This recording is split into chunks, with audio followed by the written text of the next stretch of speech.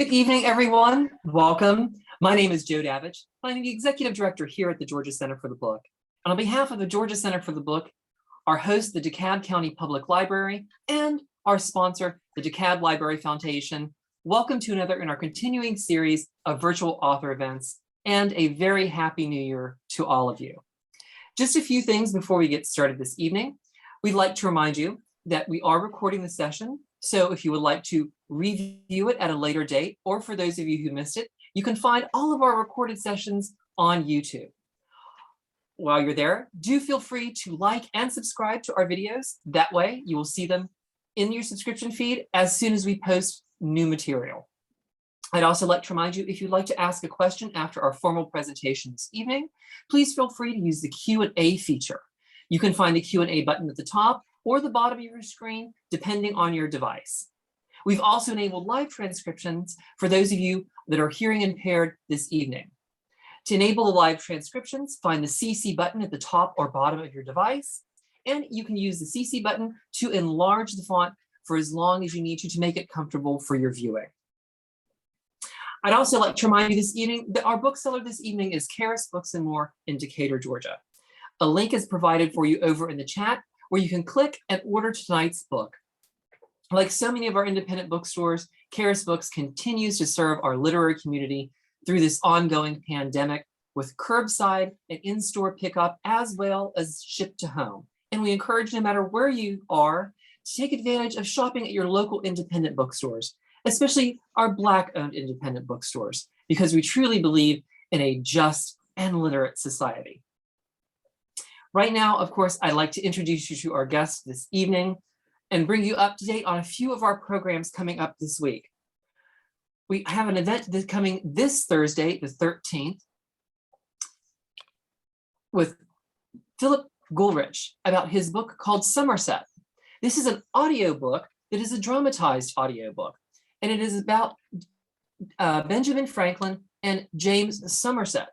James Somerset was, of course, an enslaved person who was the subject of a landmark legal case in Great Britain, which was the first major step in imposing limits on the transatlantic African slave trade. Also, on January 25th, we've switched to virtual for Kimberly Jones's event for her book, How We Can Win.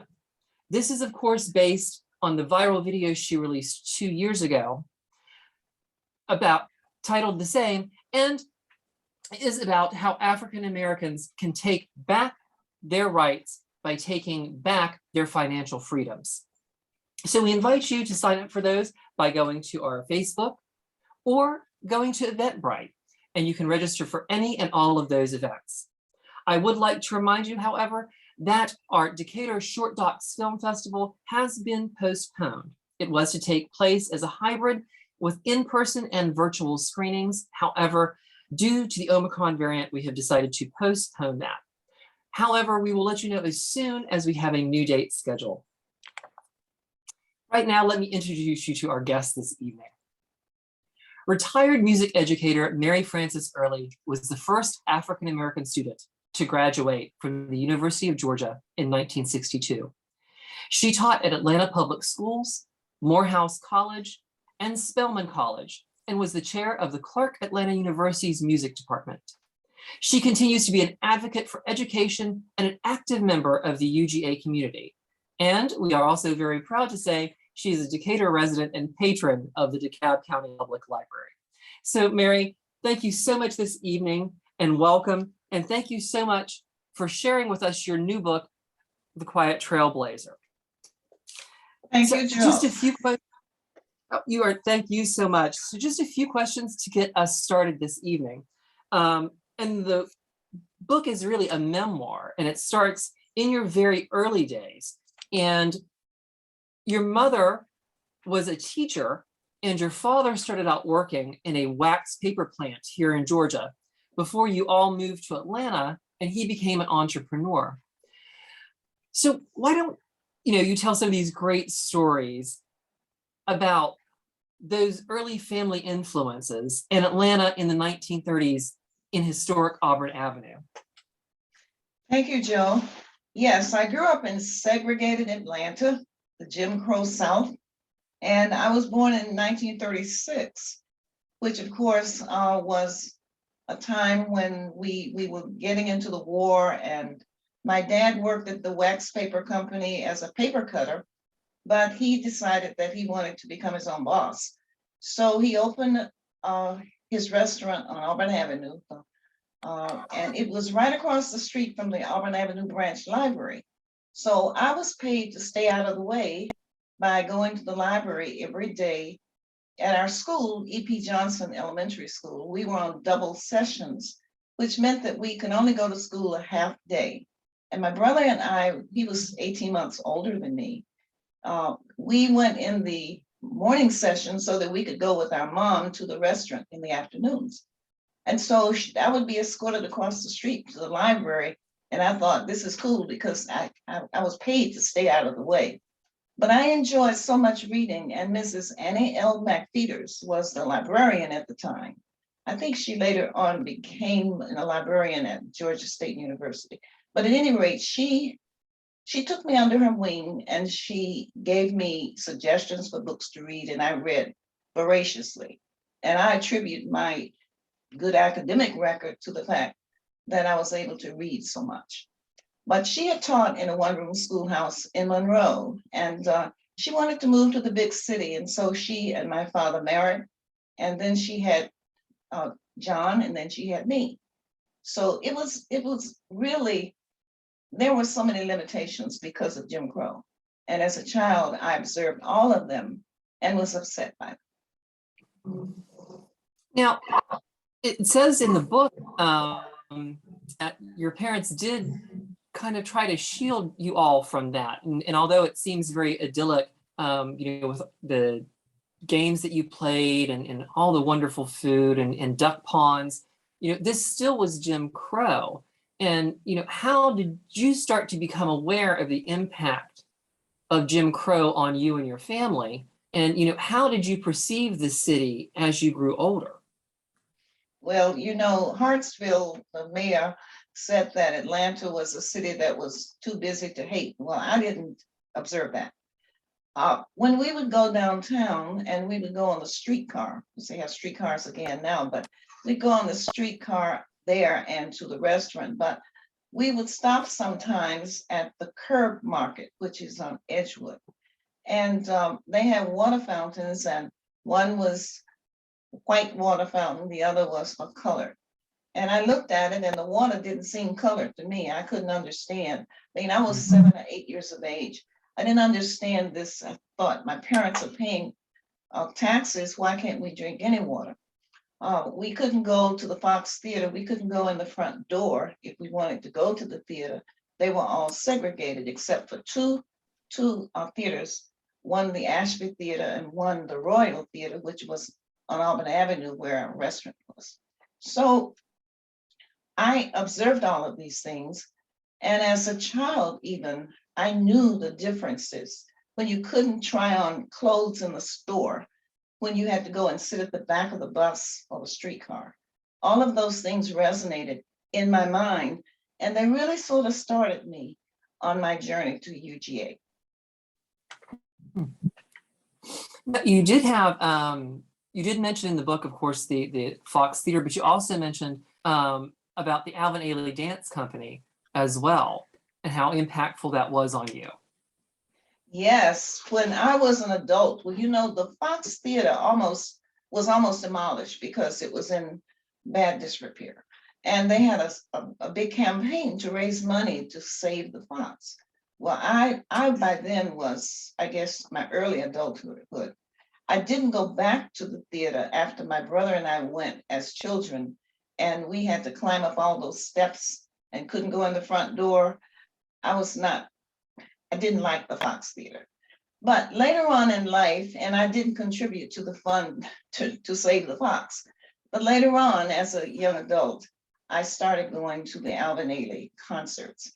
And I was so pleased because this to me was what America should be. It was a compilation of people of all ethnicities, not just Blacks. It started out as an all Black troupe, but it eventually included people of other races and still does today. And I thought, this is the America that I want to see. This is the Atlanta that I want to see. And I'm so proud that they still come to Atlanta to the Fox. I think they missed in 2020, but I'm not sure. Well, since you mentioned it, let's talk about your early education and your interest in music. And in particular, E.P. Johnson Elementary School and Mrs. Jessie Wartman. Yes, Mrs. Jessie Wartman she was a Black woman, but she looked white. But she was a music supervisor, and she would come to our school occasionally. She was what you call an itinerant music teacher.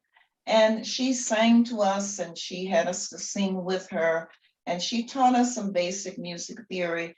And once we had a big gala at the city auditorium, where all of the Black elementary schools came, and all of them really were taught by her, because she would go from one school to the next.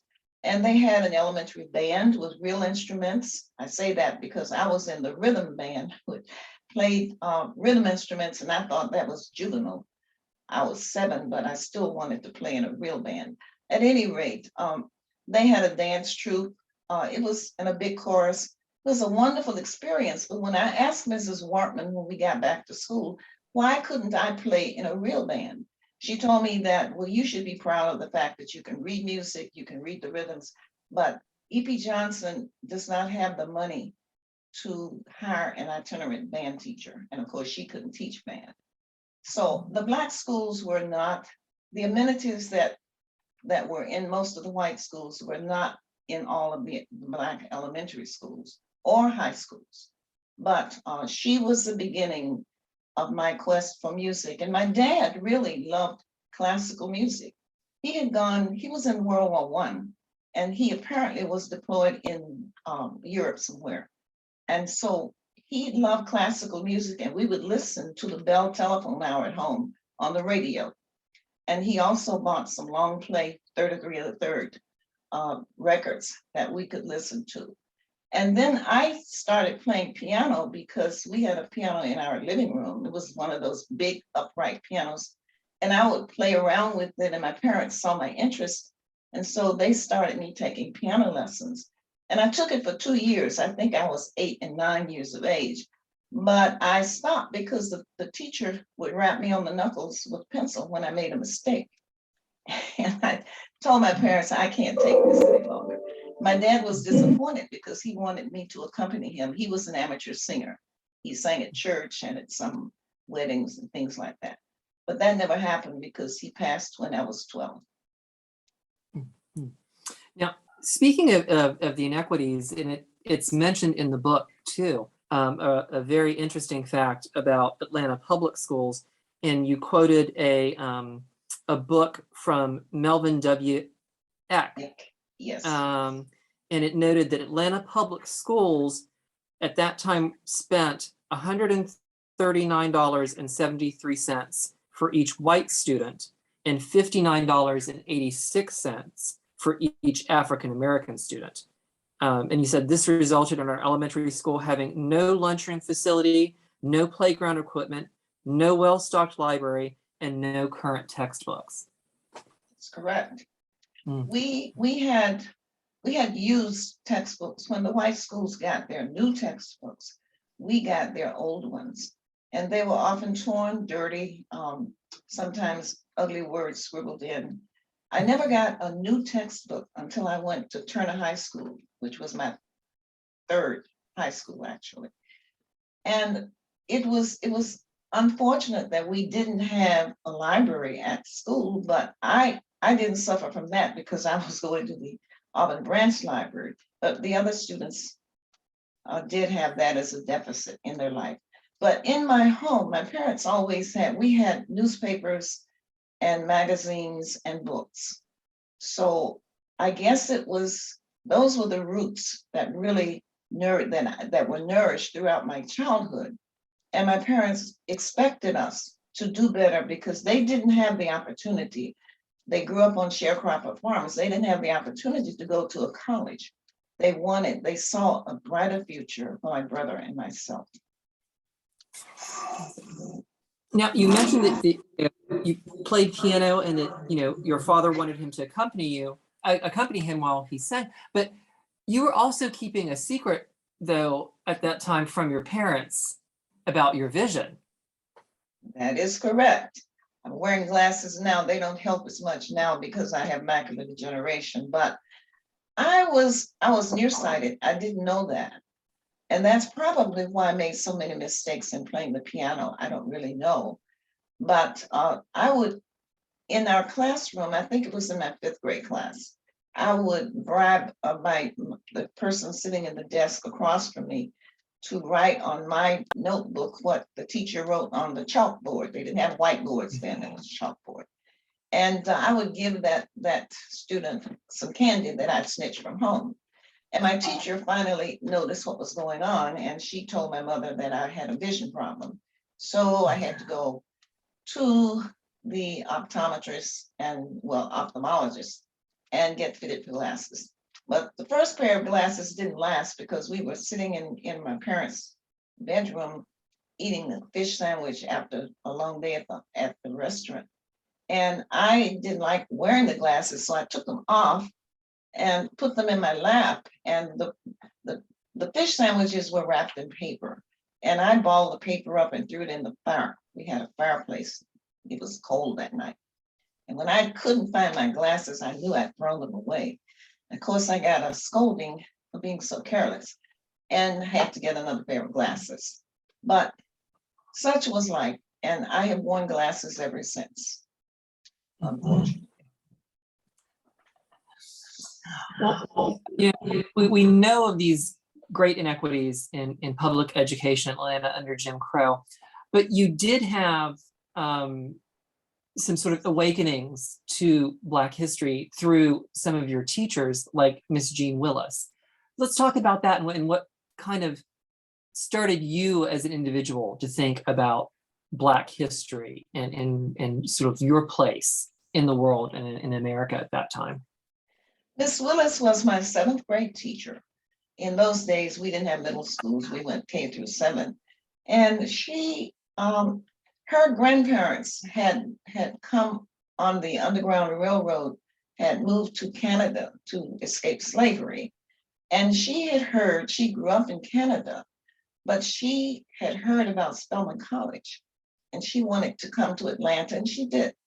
And she was an English major, and she introduced our class to Ethiopia at the Bar of Justice, which is a pageant. It's from a book called Pageant and Plays for the Negro. And this pageant, Ethiopia at the Bar of Justice, had 2 main characters. Ethiopia represented the Black race, and opposition represented the white race.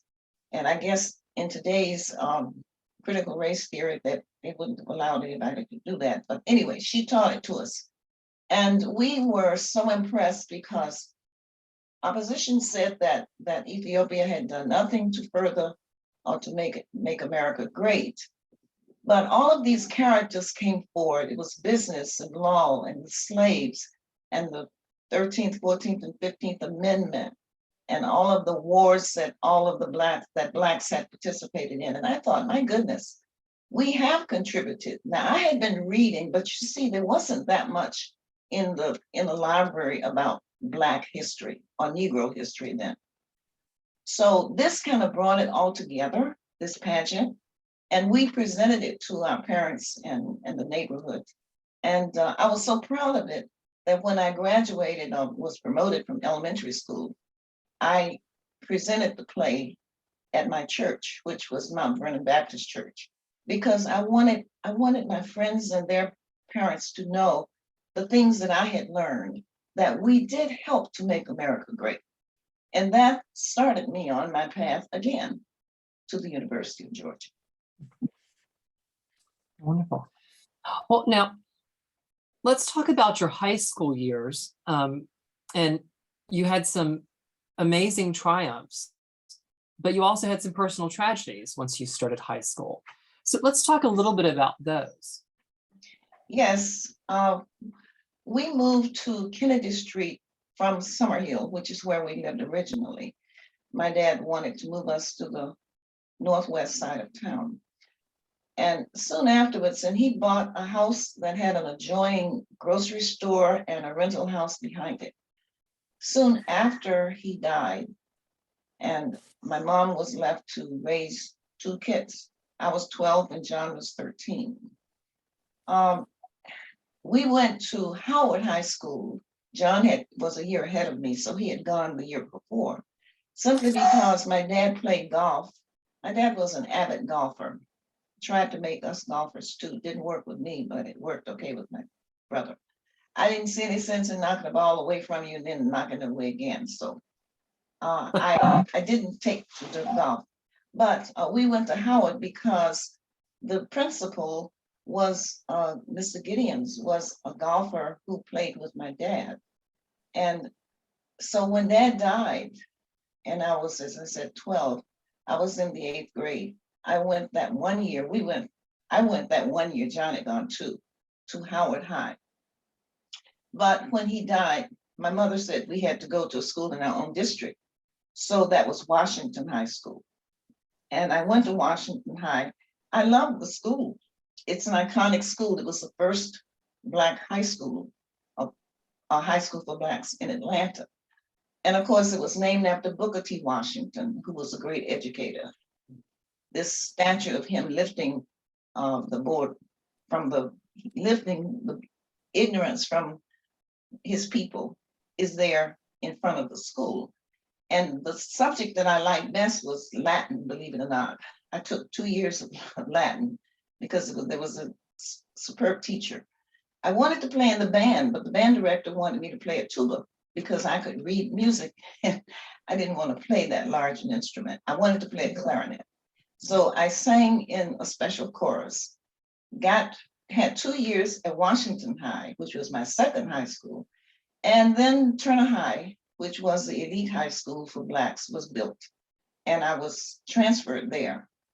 And those were 2 wonderful years because we were seniors twice, as 11th graders and then as 12th graders. I wrote the school song, and I was so proud of that, and my mom was too, because that was something that, and is still a legacy because it's still being sung today, although Turner as a high school has been closed. It's now Kipps Academy. But Turner, I played tennis. I was on the basketball team, but when I ran into another player and cut my inner lip, I couldn't play my clarinet, which I love dearly.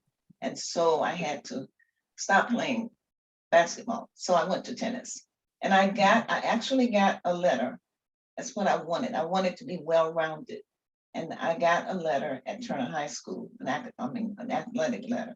And I also participated in the drama club, which was really interesting because that was an after-school thing.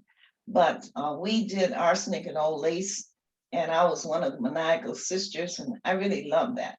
And we won, Turner High's drama club won an award statewide for that, the presentation of that play.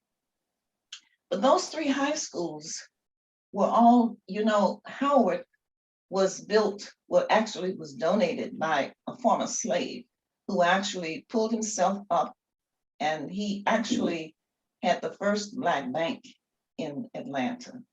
And then Booker T. Washington, of course, lifting the veil of ignorance from his people, was a wonderful educator. And then Henry McNeil Turner was one of the first Reconstructionist senators in Georgia. And I heard I heard a story about his being ousted along with the other legislators by the Democrats. Then it changed. The Democrats who were in the majority, because they did not want the Blacks to be senators or House members. And so they ousted them all. And Henry McNeil Turner had a riveting speech where he said, I am a man, and my people elected me, and I should be able to represent them. Well, he wasn't lynched, but they did not readmit them. But he was a wonderful figure because he was the first African-American Episcopal bishop. So I was proud to go to 3 high schools that really set my path as far as education is concerned. I got a very good education and I loved it. every minute of it. Well, in mentioning your father's store and how your mother took over once he had passed, I also found something very interesting in your book in regards to your father's business license when he had the Tuxedo Coffee Club and your mother's business license when she was running the grocery store. Could you tell us a little bit about that? Yes, my dad's business license. One of the reasons I was able to write my autobiography is because my mother was a hoarder. She kept a lot of things. She had all of my report cards from 7th grade through college. I also did journaling, although they didn't call it journaling at the time. But I have a lot of artifacts that help me to remember. And one of the things that I found in my dad's papers was his business license. And across it is printed for colored people only. This was for the Tuxedo Coffee Shop on Auburn Avenue. And then when he bought the grocery store and we moved to Kennedy Street and he died, my mom had to take over. She was not an entrepreneur, but she persisted and she sacrificed a lot for John and me so that we could aspire to the things that we wanted to do. And when the inspectors came to inspect the store, which they did every year, they gave her the business license, and I have it, and they have her listed as Caucasian. My mom was very fair. She had naturally straight hair, and she could have passed for Caucasian, but she did not. My brother and I came out, of course, darker, but I thought it was such a strange thing that my father had to supposedly have only Blacks or Negroes in his restaurant. I never remember anyone who was white who came, but I do remember Pascal's restaurant on Auburn Avenue, on Martin Luther King Jr. Drive. That was a meeting place for the civil rights leaders, and they were of all races. So things have changed quite a bit. Definitely. Well, after high school, you attended Clark College, now Clark Atlanta University. And during this time, there was some great social change taking place while you were there. Could you tell us a little bit about what was happening and what you were doing at Clark Atlanta? Well, in 1954, the Supreme Court passed a law that outlawed segregated schools. And although we were at a Black HBCU, which is what it's called, historically Black colleges and universities, we were so exuberant because we knew that those hateful walls were about to come down. We didn't know when, but that was the beginning. And while I was at Clark College, I was a music librarian because I had spent so much time in the library on Auburn Avenue, and I enjoyed that, to the point that I decided that I would have library science as my secondary. Well, I had 2 minors, and it was my second minor. And I went to, with the choir, I went to Ohio, and this was a tour to raise money for the college. And we went to Ohio while it was really, really, really cold, snow everywhere. And we sang in a lot of beautiful churches and places. And I stayed at the home. They housed us, 4 of us, in a home with a white family. And this family they were so wonderful. They were open, and we had dinner together, we had lunch together, and we had lots of fun just talking.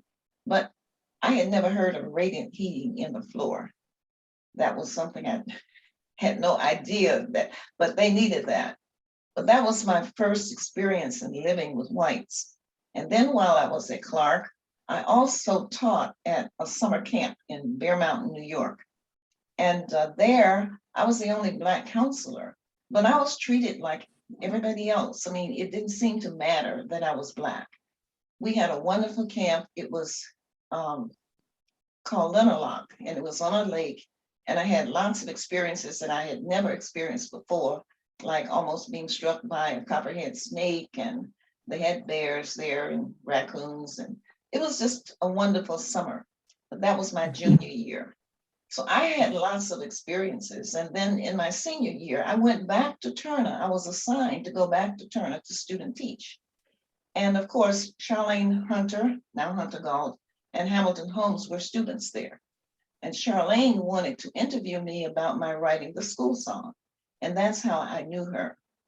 I didn't know Hamilton personally, but my dad had played golf with his grandfather.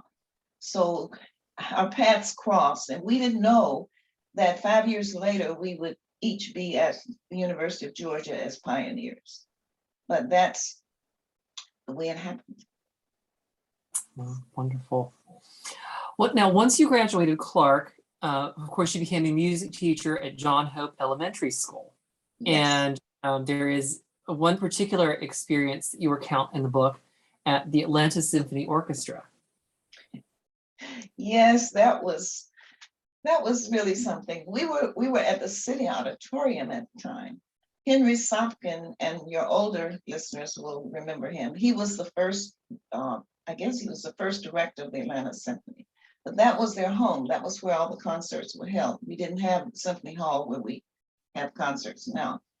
And the white students went to concerts in the morning, and the Black students, or Negro students, went in the afternoon. I had prepared my students in the 5th, 6th, and 7th grade so that they would enjoy the music, because we listened to some of the symphonic pieces they were going to play. And we went expecting to hear great music. And we walked in, and of course it was an all Black audience.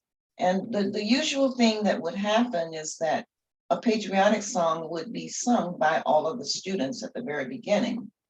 And so after we had been seated, we were asked to stand, and we were asked to stand. And the orchestra began playing. And when I noticed that the song was Dixie, I told my students to sit down. They didn't know how to sing the song because I never taught it to them. And when we sat down, all over the audience, everybody sat down, and nobody was singing. And Henry Sopkin turned around to see why we weren't singing. And I think he got the message. And he continued playing through to the end. But subsequent concerts they never played Dixie again. It was either America or Star Spangled Banner or America the Beautiful. So that was a quiet protest to a song that was distasteful then and is still distasteful now. Very much agreed, very much agreed. So you decided to continue your graduate studies, though, and you picked Interlochen, Michigan. Why did you pick Michigan? Well, the University of Michigan had a division at Interlochen, which was called the National Music Camp at that time. It's really a music academy now, but an arts academy, because it now incorporates dance and the visual arts, all of it. But that summer was just music. And they had a division of the University of Michigan. And I was interested in the University of Michigan because I knew the quality of its music department. And so I decided to go. I have a picture of me coming down the steps of a plane. There were no jetways, and I'm coming down the steps of the plane. I have on high heels. I have my clarinet in my hand, and I have on a hat. I was dressed up in a suit because people at that time, you dressed up when you were flying on the plane. Of course, it was segregated, meaning that Black passengers sat at the back. That was in 1958 when I went. And then actually I enjoyed it. It was a wonderful, wonderful summer. I heard and participated in more music than I had in my whole life. And the summers of 1959 and 60, I went to the Ann Arbor campus. And again, the teachers professors were superb, and I look forward to going back. But that was my 4th year teaching. And that was when I decided to go to University of Georgia. And what happened at the University of Georgia at that point in time? And how did you begin to view and participate in some of the student movements that were taking place? Okay, that was when the student movements were really alive and well in Atlanta. And one of my elementary classmates, Lonnie King and Julian Bond, who later became an official here, House of Representatives, I think, they were leading these marches all over Atlanta. They had sit-ins, and I was a teacher and I wanted to participate. I wanted to help them because I'd grown up with all of this segregation, Jim Crow laws, and I really wanted to do something about it. But I knew that I couldn't. If I had gotten out to help them march, I would have been fired because I was working for the state. So on the night of January the 9th, on January the 11th, I'm sorry, I saw a riot on television, and I was living with my mother still. And this riot was occurring outside of Charlene Hunter's dorm.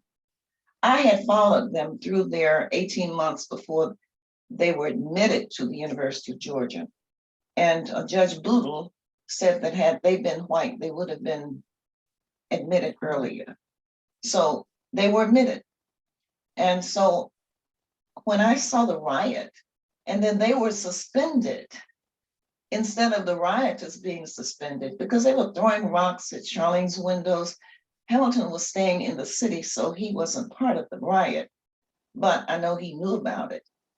And I thought they should not have been suspended. The students who were rioters should have been suspended. And I told my mother, I'm going to transfer to the University of Georgia. And she looked at me and she said, are you sure? We just saw a riot. Why would you want to go there? And I said, but Mom, I have to do something. We can't stand on the sidelines and wait for someone else to solve these problems. And this is something I can do. I can't march, but I've been a good student. I was valedictorian of high school and college. And at Michigan, I had good grades. I can do this. This is what I can do to help desegregate the University of Georgia. And she finally gave me her blessings. And it started there. I was mentored by Jesse Hill, who was an actuary at the insurance company on Auburn Avenue. And he walked me through all the steps that I had to go through in order to get through the registration portion. And it was really terrible because you see, Horace Ward had tried to get in 1950 when I was in the 10th grade, and they had disallowed his admission. He tried to get into the law school, and eventually they sent him to the Army, I think, to get him out of the way. He finally got his law degree at Northwestern University. And he was working with Donald Hollowell, who was the chief counsel for Charlene and Hamilton. And he was the one who helped discover the fact that they were allowing white students in and saying that Charlene and Hamilton couldn't come in because they didn't have room for them. So anyway, Judge Boodle ruled that all Black students who were eligible should be admitted. Well, I was eligible because all of my grades were good. In fact, they even asked for my high school transcript, which is unusual for graduate studies. But I sent them because I had made all A's throughout high school and I knew they were better than my college grades. So they also I had to have my citizenship verified at the state court. And then I had to do an interview with the registrar, Walter Danner. And that was very unpleasant. And I won't tell you some of the really obnoxious questions that I was asked. And then they did an 11-page investigative report. When I said they, I think the university had the GBI, the Georgia Bureau of Investigation, to do it. And they investigated whether I had shoplifted, whether I had a venereal disease, whether I had an illegitimate child, just things that never would have occurred to me. And so at the interview, I was told rather that they did not have to accept my credits from the University of Michigan. And I thought, the University of Michigan is one of the top 10 universities in the state, in the nation, and you're not going to accept them? I didn't say that. I thought it because I didn't want to become confrontational. And so after a while, it took them 5 months to admit me, although I sent my application in just after the riot. But they were trying to find something that would give them the grounds to not admit me. Although the judge had said all Negroes who are qualified. But there's a newspaper article, May 10th, 1961, written by Margaret Shannon. And it said that a high-level conference was held at the state capitol where the officials, and who would the officials be but the governor and the legislature and Senate, they reluctantly decided that they had to admit Miss Early or they would face Judge Boodle admitting her and perhaps issuing an injunction. They didn't want the bad publicity they had gotten from the riot from everywhere, even internationally they got. So they admitted me, but I wasn't wanted. And that summer, I was the only Black on campus. And it was not pleasant, but it was well worth it. Mm-hmm. Well, after that ordeal of applying, and you say it was unpleasant on campus, what was it like on UGA's campus for you? Well, it was hostile. The campus was hostile. Some students had written a proclamation that said that they would not associate with these students because they did not come to get an education. They came to take away our right of association. And we will not welcome them, and we will not associate with white students who welcome them. And that ran throughout the time I was there. Students would sit as far away from me as possible in class. I went to take the graduate record exam, and when I sat down in the auditorium, all the students who were on the same row with me got up and moved. It was just all kinds of things happened. And I don't like to think about those negative things, but I think that students need to know, because many of them say today, I'm the only one in my field and I feel ignored, or people have said bad things. And I say, get that steel in your back. You came to get a degree. You obviously are qualified. So make sure you get your degree, because that's why you're here.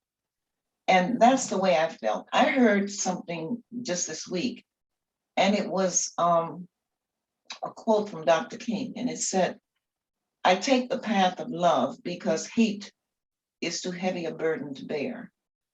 I think that I wasn't thinking about that at the time, although I did have a relationship with Dr. King. But I think that that's what we have to do, because things sometimes are tough, but the end result, if we persevere, can be just wonderful. And that's what I found. So thank you. But speaking of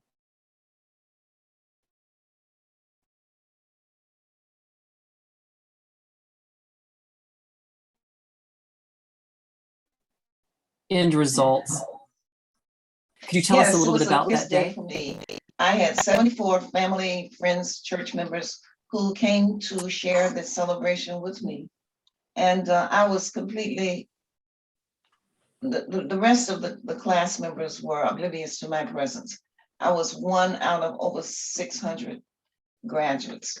They had both graduate and undergraduate students for the graduation. And no one spoke to me, no administrator, no students.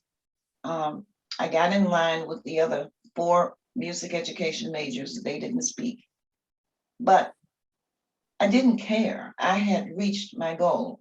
My goal was to help desegregate UGA so that other teachers like me would not have to go to the West or to the Northeast to get their advanced degrees. They could feel more comfortable going to Georgia because someone had received a degree.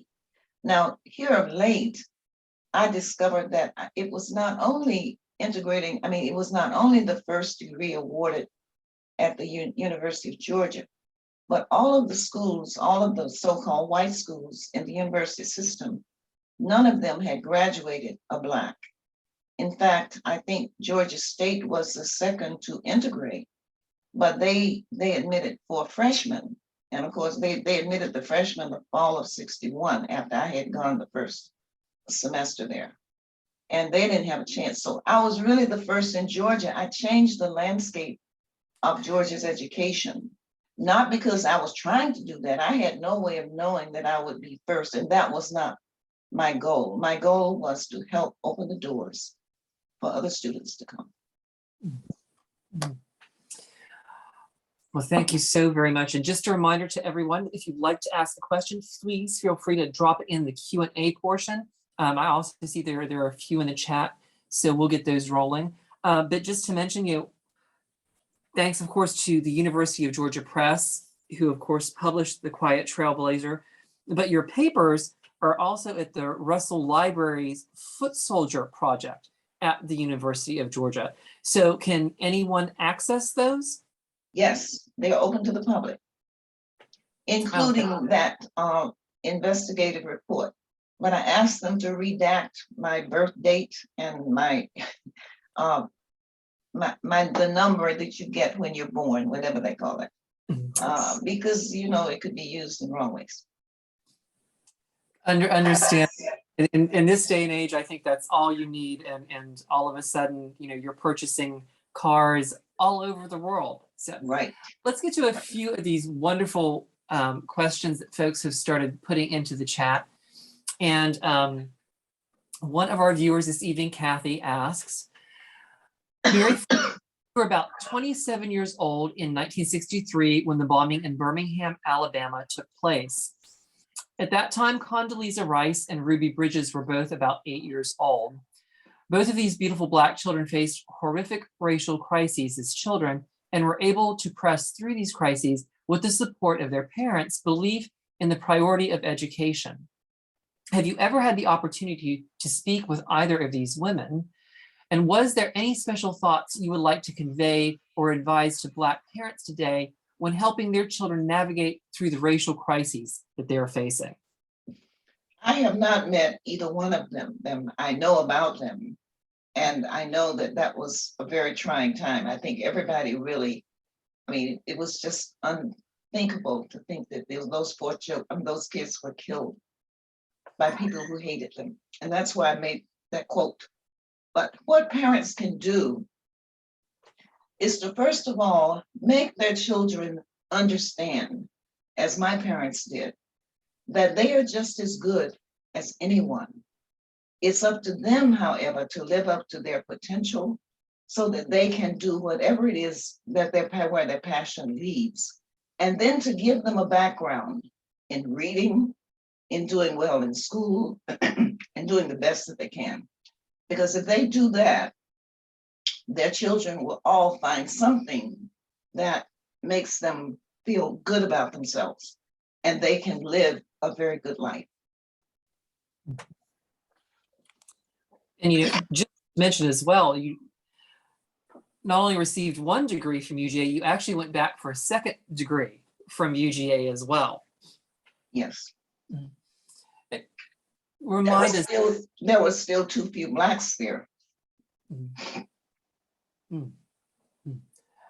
And so we have another question from another one of our participants that asks you, have you ever had the opportunity to meet Maya Angelou when she was still with us?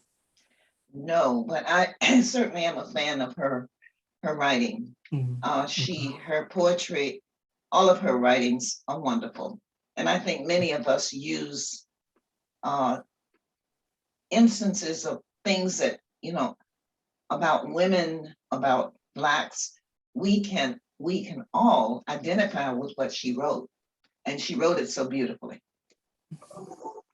She really did. I still have a copy of the inaugural poem that she wrote. Yes, yes. That's and someone told me we were talking about having to stay in for the pandemic. And this is one of my cousins, and he said, but the caged bird can still sing. And he was talking about being in, but you can still sing, you can still do things, which is true. Exactly. Well, just a reminder to everyone as well that if you'd like to purchase a copy of this book locally, Karis Books and More is our local bookseller tonight, and the order link is over in the chat. And if anybody has any final questions to ask before we wrap up, please do get those into the chat before we finish up this evening. So, Ms. Early, what is next for you? What are you working on now that you've completed your memoir? What are the next steps for you? Well, in 2020, the College of Education was named in my honor.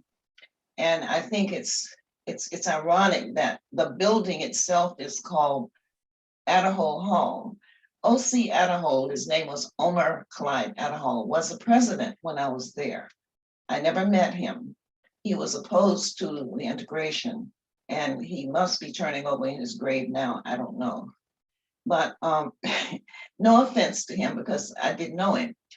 But I hope that the proceeds from my book are going to go to needs-based student scholarships in the College of Education and the Hodgson School of Music, because that's the legacy that I want to leave, that to encourage others.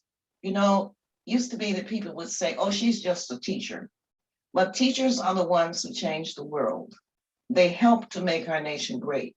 And education, as I can attest, is a wonderful career. So I'm very proud to have that that college named in my honor. And I want to help other students who are interested in education to be able to finish their work there. Well, I actually think that is a perfect statement to end on this evening. I don't think we can better that at all. So once again, Mary Frances Early, The Quiet Trailblazer. Do pick up a copy with it and share it with your friends. This amazing piece of Georgia history. And of course, thank you, Mary Frances, for being such an inspiration and a model of grace. And thank you, of course, for being a DeKalb County Public Library patron. We enjoy having you participate in the many, many aspects of our library system as well. So thank you all so much for joining us tonight. Do look for this recording later on our YouTube channel. Keep yourselves safe, keep yourselves reading, and we will see you again very, very soon. Have a wonderful evening, everyone.